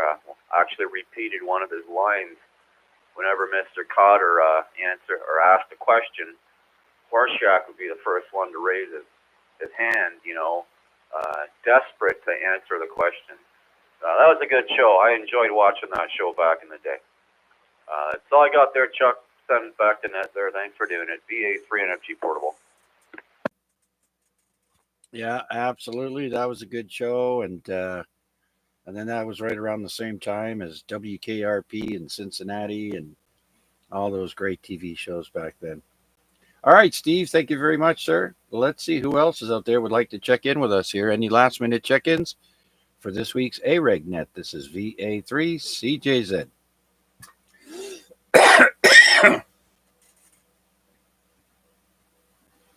All right, no downtown Rick tonight. Let's go to the top of the list and do a 7-3 round. We got Larry, VE3LBI. You still there, Larry? We are still here, Chuck. Just listening along. Thanks for doing it again tonight. Okay, Larry, thank you very much for listening along. I much appreciate your check-in. Do you have anything else to add? No, just I think I'll take a round. Well, I'm actually going to stop off tomorrow. Take the neighbor with me, and we're going to pick up some corn on the way out to pick up out to the res to get some gas if I need gas. All right, the corn is ready. Good to hear. It's usually right around this time too, the middle of August. Yeah, we'll have to go down there and get some too. All right, Larry, thank you so much. And next, let's go to Wade in Dundas, VA3 NCA. VA3 CJZ, VA3 NCA. Yeah, still here there, Chuck, and the radio's been behaving, so I guess there's that. I'm not sure what's going on, but maybe it's time to check all the connections and make sure they're tight. But anyways, it's behaving right now, so that's good. You mentioned the blackout 2003. My office at the time at Mac was windowless. It was actually a room inside of a room. We had to go through a computer room to get to where my office was. I was there with two other guys, and so we were plunged into complete darkness because there was no light coming in from any outside sources. We stumbled over to the computer room and out into the hallway. During that time, we had to actually go into the server room, which never went down because of the diesel generators. We had to go in there and use the computers to find out what was going on, access the news, because while all the offices went down, the computer room stayed up. Anyways, that was a long time ago now, over 20 years. Time flies. Anyways, thanks for doing it there, Chuck, 7-3, and I'll look forward to next week. VA3CTZ, VA3MCA, I'll be clear. Okay, Wade. Well, you should have had some lights at the exit. The exit lights should be battery operated, so that should have been lit up. Yeah, in the hallway they were, but my room was inside another room. That room doesn't exist anymore. It went through a renovation of the Burke Science Building, and now it's a properly built up, I guess properly air quotes, built up meeting room. But back then it was, I don't know, it might have been a storage room. They had to stuff people somewhere, and 20 years ago I had only been working there, I don't know, a little bit of time, so I guess I was a little person on the totem pole. So anyways, the room I was in back then doesn't exist anymore. They've corrected that little issue, but back then, me and Chris and Peter, two other long-term Mac employees, we were plunged into that darkness. So, but yeah, you're right. The exit signs, we could see them once we found our way out of our room. All right, very good then. Okay, Wade. Well, thanks for sharing, and thanks for listening along. And so we'll clear with VA3NCA. And next is Gary, VE3TTO. Gary, you still there?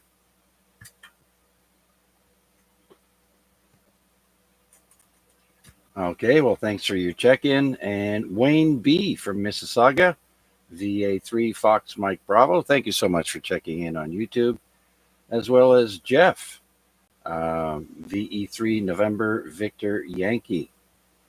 And next we have VA3 WPG, Chris. And VA3 WPG still listening along, and 73 to everyone till next time. Okay, Chris, thank you so much for listening along and being part of our net. Have a great rest of the week, and so we'll talk to you down the log. Next, Victor Alpha 3, November Echo. Kevin, you still around? Yeah, it's still here. I stepped away a couple times, but I was sitting here most of the time here. But yeah, getting garbage and that ready for the morning. I got to go bring my bike in. But yeah, good net, and it was nice to hear Rick's wife, Pat Key, up there. Nice to hear her come on compliment you on your interesting nets. Anyhow, have a good night there, Chuck, and everyone else out there, VA3. Okay, Kevin, I think I forgot to mention earlier there, congratulations to Brooke and you guys. Hope it all goes smoothly and you get your wish. Thanks, Kevin. VA3 November Echo. Next, Mike in Greensville. VE3 Mike Echo Uniform. You still there? Yeah, I'm still here, Chuck. Just listening along. That was pretty fun. I haven't listened along in quite some time, and I do miss it because I remember the days when I first started coming out here, and the only radio I had was a Bofang UT5R. So I do appreciate it, and I do appreciate John and all that's perspired beforehand. And I thank you, Chuck, for doing the net and keeping it going. VA3 CJZ Victor Echo 3 Mike Echo Uniform, and all on frequency. Very good night. Okay, Mike, thank you so much for joining us on the AREG again tonight. And it's a pleasure having you. I'm glad you enjoyed yourself. And yeah, we're going to keep on keeping on. And we always like to switch things up a little bit and try and get some audience participation as well in there. And kind of keeps people wanting to stick around. So with that, thank you, Mike, VE3MEU. Next, we've got Kevin, VE3 KKP. Hey, Chuck, VE3 KKP. I'm still here. Yeah. I remember the blackout. That was funny. I was on afternoon shift. And I went out around 4:30, something like that. But I was just heading up the stairs to get into the crane. So thank goodness it went out when it did, because I would have been stuck up in the crane for God knows how long. Yeah, there's no way out but at the end of each building where you can get out to the ladder. But if you're in the middle of the shop and you're down, that's it. If the power's still running, the crane breaks down, that's okay, because the other crane can push you back to the door. But no power, I would have been stuck up there for days, I think. But anyway, yeah. That was good. We got paid for all the days off, so that was a bonus. Oh, right on. I didn't know you were a crane operator, but yeah, that's good that worked out. I'm just thinking about all the people stuck in the elevators. That would have sucked. They should have a system that elevators run on, secondary power in case of power loss. Maybe they do nowadays. Maybe the new fancy buildings do, but for the most part, So, anyways, good night there, Wade. Also, VA3NCA saying good night, 7-3 on the YouTube stream. And thanks, Kevin, for checking in and being part of the net. Yeah, no problem. Awesome. Back to you, Chuck, VE3KKP. All right, so next we've got Rick, VE3 Bravo Kilowatt. Yeah, hey, did you check your email there, Chuck? Not while I'm doing the net. No, I have other things on my laptop screen here that I'm taking care of, but I will after the net for sure. Okay, Roger on that. Yeah, just a QSL card we designed for this special event we ran last weekend. Oh, yeah. We ran it Friday and Saturday, so it'll be something interesting for you to look at. And also, I sent you a movie that somebody took on field day when Reg was visiting us from Australia. So I thought you'd be interested in seeing that. But anyway, 73 is, I guess, 73 round. 73 to everybody on net, and good night there, Chuck. VE3BK.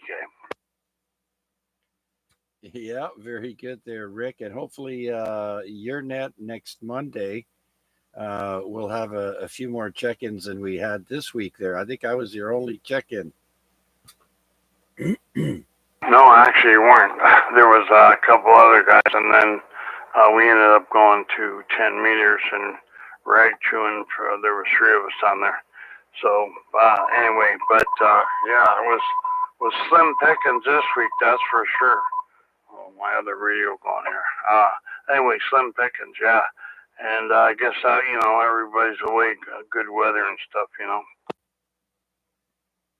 Yeah, we can't do much about it there, Rick. I know tonight started off pretty slow for me here, but well, we managed to get 14 check-ins, and not all of them on the radio, of course. Half of them were probably on the YouTube stream. So hey, not a problem. Well, thanks, Rick, for your check-in and your participation, and your lovely wife Pat coming in to grace us with her lovely voice. Uh, say thanks again for me. And next, let's go to Cal, see if he's still there. Victor Alpha 3, Charlie Delta Victor.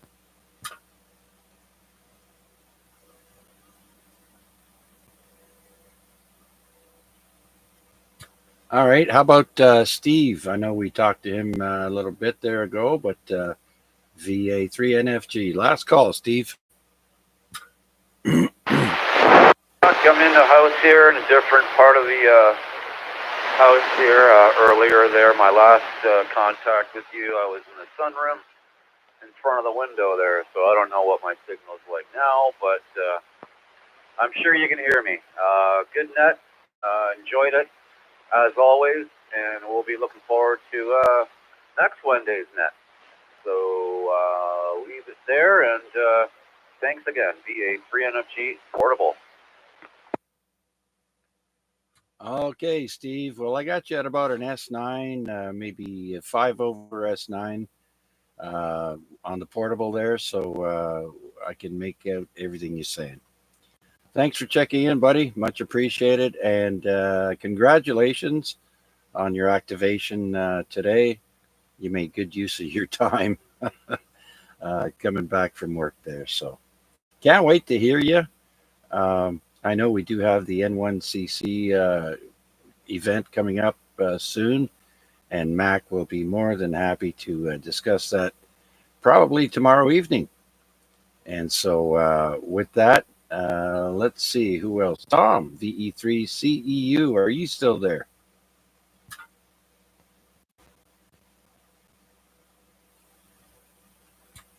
All right, so that's it for my list.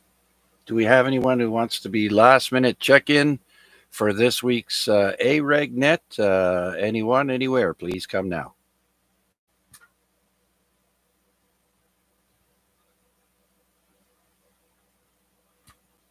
Okay, nothing heard.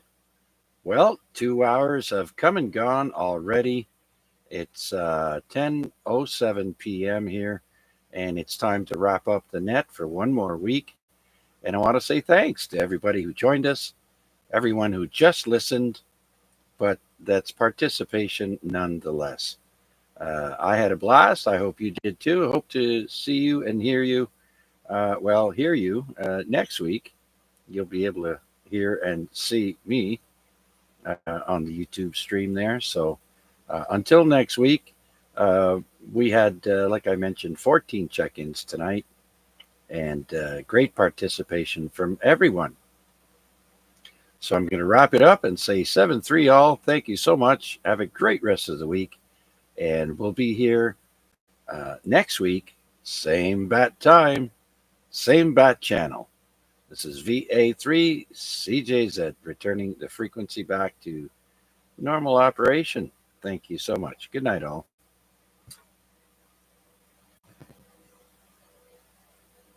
Good job, Chuck.